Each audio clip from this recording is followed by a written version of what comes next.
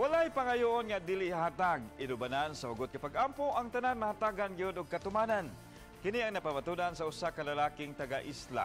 Kinsa nag-empleo kaniadto apan karon usa na ka negosyante kay kuno gigantihan siya ni Senyor Santo Niño. Ang iyang hugot niya pagsalig ato ang tutukan pinaagi sa ako ang Regional TV Presents.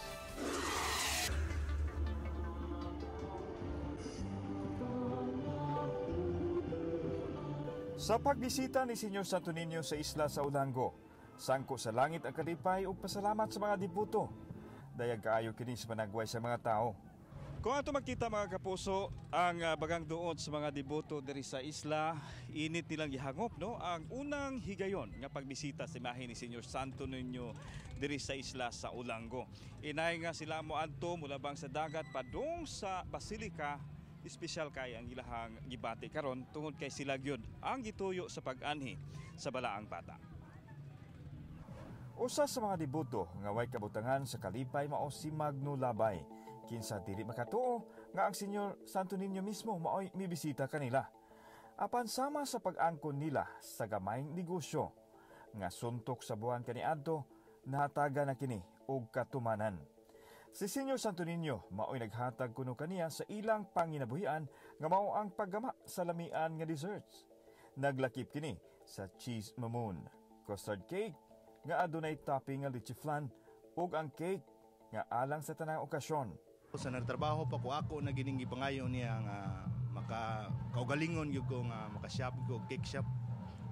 Pila ka tuig na kong niludhanay niya karon niya ging gihatag. 12 ka tuig si Magno nga nanarbaho apan igo-igo ra kuno ang sweldo isip baker. Problema pa niya kay kada adlaw siya mag-ulian sa isla sanglit anaaman sa mainland ang iyang trabaho. Kasab-an pa sa amo kun malate o ma-absent tungod kay dagko ang balod. Apan wa siya mawadi og paglaom nga ihatag sa senyor ang dugay niyang giampo nga makabaton og kaugalingong negosyo.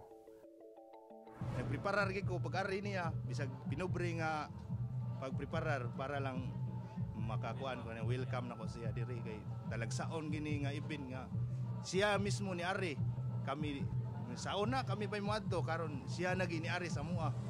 Karon kaabag niya ang iyang asawa nga si Madel nga maoy designer sa iyang mga cake. Inanay na kining milambo sa isla gani o bake na usab sila og personalized cake alang sa birthday. Alang nilang Madel ug Magno, ang batang Jesus ang naghatag kanila ni ining tanan. Busa isip pasalamat nagbutang sila og lamisita sa gawas sa tindahan diin gipahiluna ang gamayng imahin sa Senyor nga uban kanila. Senyor Santo Niño, bibapit Senyor. Ang pag-ampo inubanan sa paningkamot, ang maghatod sa katumanan sa gipangaliya ngadto sa balaang bata. Ang batang gamhanan, hari sa tanan. Ako si Alan Domingo.